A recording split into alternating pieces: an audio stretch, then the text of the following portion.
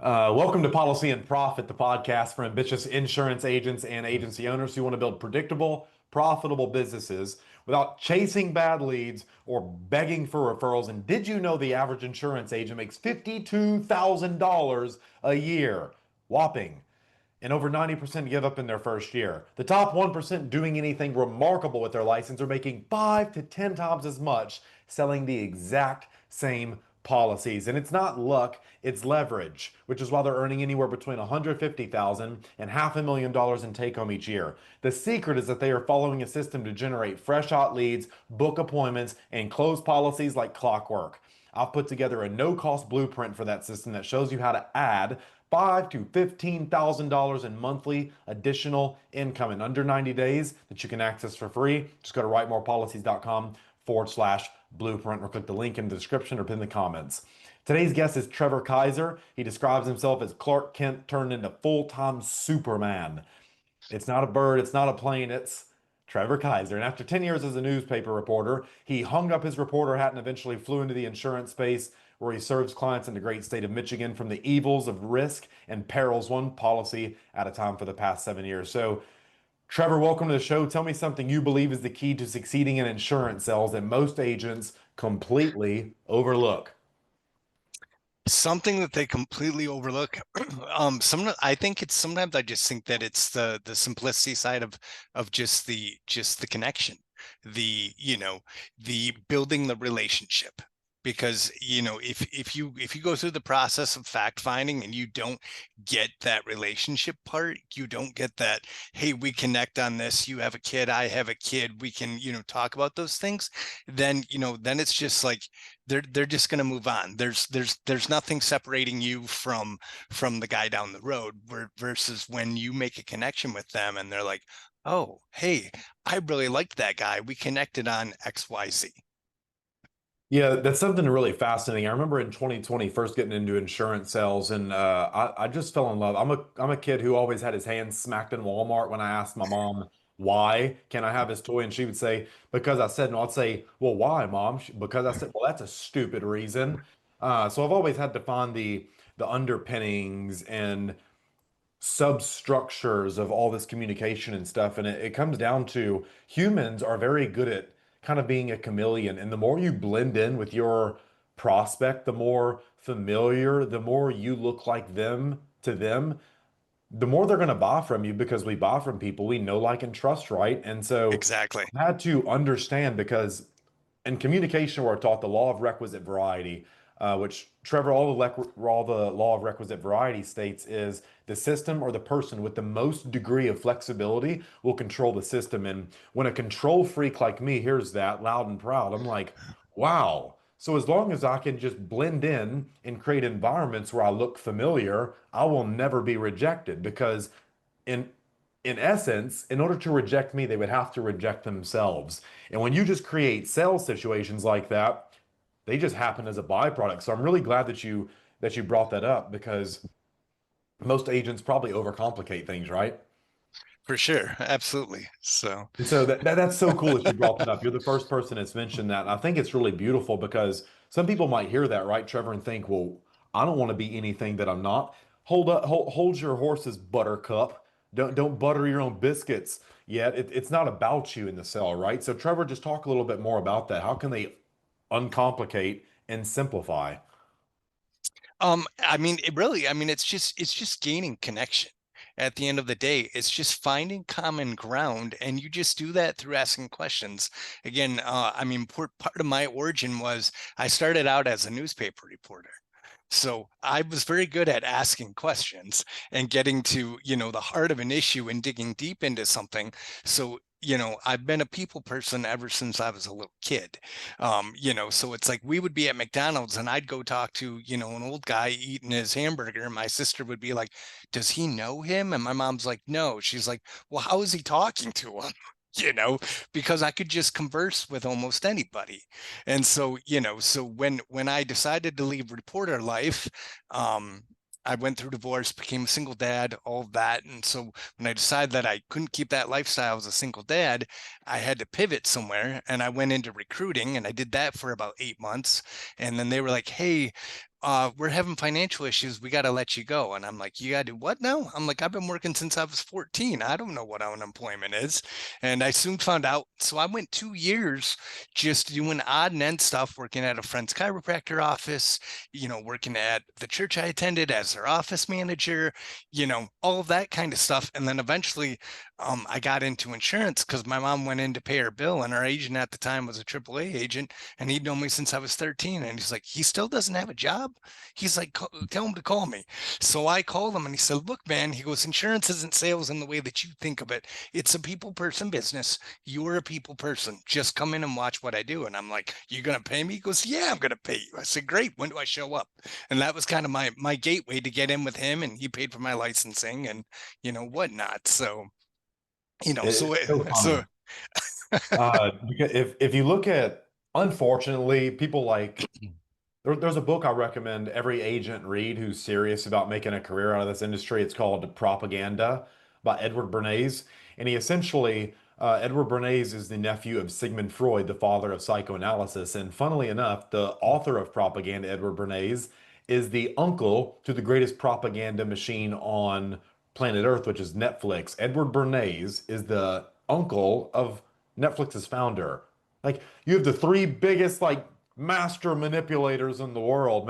right. And it's so funny, but he talks essentially propaganda got a bad connotation, just like insurance agents. If you go tell anyone you're an insurance agent, people are almost like, oh, get get away They from they me. It's been they they your they turn and run.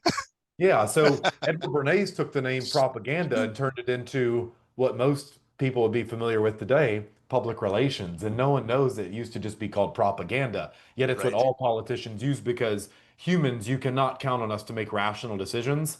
So don't even call yourself an insurance agent for those of you watching. Find a benefit special, whatever you got to call yourself, a family protector, the policy profit. I don't care what you call yourself. Just don't call yourself an insurance agent. Watch how much more favorable communication gets because perception matters. Whether you like it or not, we do judge books by the cover because how else would we know what we're interested in to read? So, after you landed at this AAA gig, what happened next? So I started out just as like a customer service rep for about eight You poor months. thing. And yeah, right.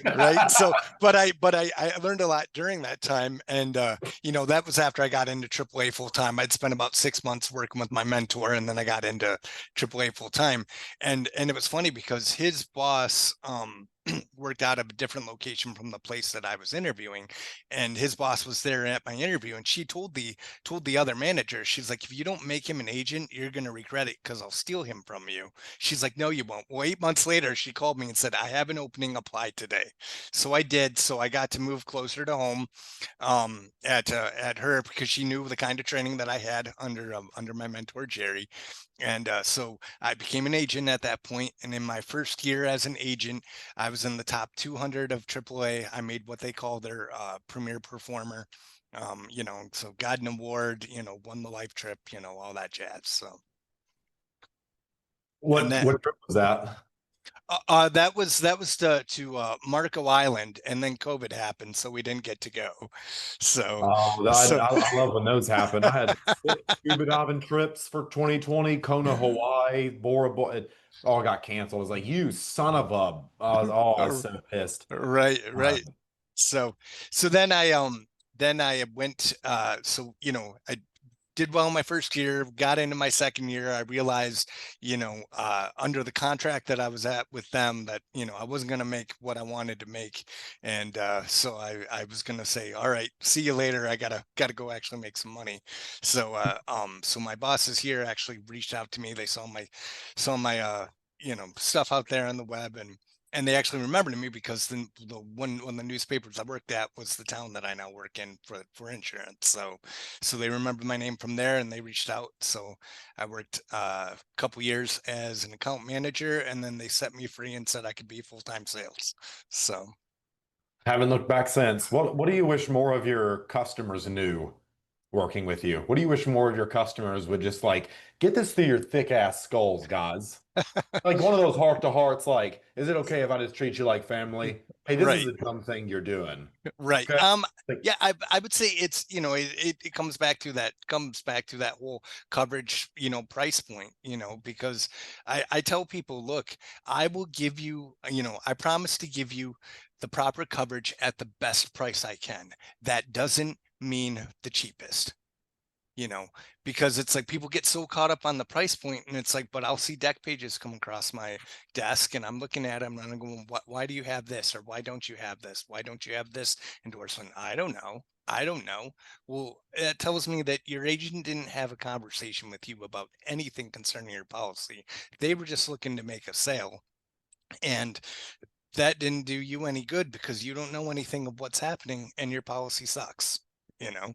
And so, and that's something, unfortunately, you guys out there watching this, take very careful notes of what Trevor's saying because your ability to separate a customer's decision from being a price-based decision to an identity-based decision is completely different. A mother who buys a policy out of fear of not wanting to be seen as a bad mother is a hell of a better customer than a girl who says, well, what can I get with a $20 a month policy? Whether you like that, whether you agree with it, whether you even acknowledge it, I could care less because it's just true. Selling around these identity markers and how people are going to perceive them, you'll get much better customers because of the feeling that, oh, I'm a good mom because I bought this. You're now giving them permission to be already who they desire to be. That's a much better customer. So, Trevor, I'm really glad you brought this up. And what's one more thing you wish agents knew? Just one about more like the thing that, brutal reality of the business. um, I mean, I mean, get, I mean, the word no is a reality, you know, you're,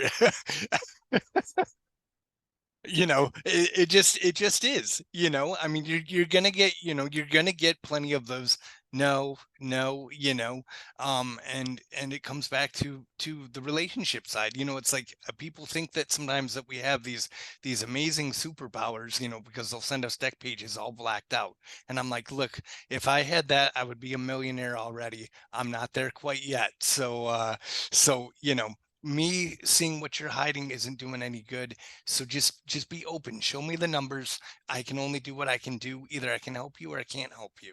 And it's a matter of agents being open and honest with their customers, saying, yeah, I can help you or I can't help you, without having to compromise and hurting that customer in the end by cutting coverage, and hurting yourself, your reputation, because you gave crap coverage. Like, it, either you can help them or you can't, and you can always come back to them in 6 months or a year and hopefully help them that time again with giving them the proper coverage. Yeah, for those of you out there scared of hearing the word no, just understand they're not telling you no, they're telling themselves no. Right. Uh, the outside world is a mere reflection. I believe Brian Tracy, he was the first person who told me this. Uh, the law of expression. What you impress on your mind is what you will see expressed in the external world. And I think that's extremely beautiful. And so all you're seeing when someone tells you no is a reflection of their internal world. They're not, has nothing to do with you. So quit taking rejection personal. It's never personal, my dear friends. So this has been really valuable, Trevor, for the agents and agency owners listening. You want to learn more about what you do. Tell us who's a good fit to work with you and how they can get in touch. So, I mean, it's auto and home. So, I mean, that's really anybody. I'm licensed only in the state of Michigan.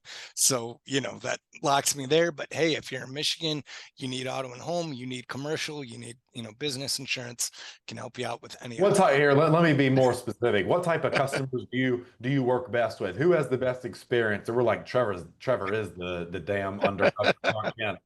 What type of customer? uh, the ones that I save large amounts of money. If you guys are customers out there with a good sense of humor and you like laughing and you appreciate just uh, real non-surface level shit, Trevor's your guy. So where can they find you at, Trevor? So I mean, I'm on Facebook, Trevor Keiser. I'm on Instagram. I think it's insurance_guy 01. I know you're going to put some of those links in and whatnot. So, Yeah, um, absolutely. yep. So we're So gonna wrap up here. Thank you so much to Trevor. You guys go comment down below. Tell him thank you for some good laughs and fun insights. These are actually really good because we get really good talking points, and I have to really do none of the creative work, which is nice for once. So you guys go thank Trevor under the comments for sharing his insights on what it actually takes and what customers should know.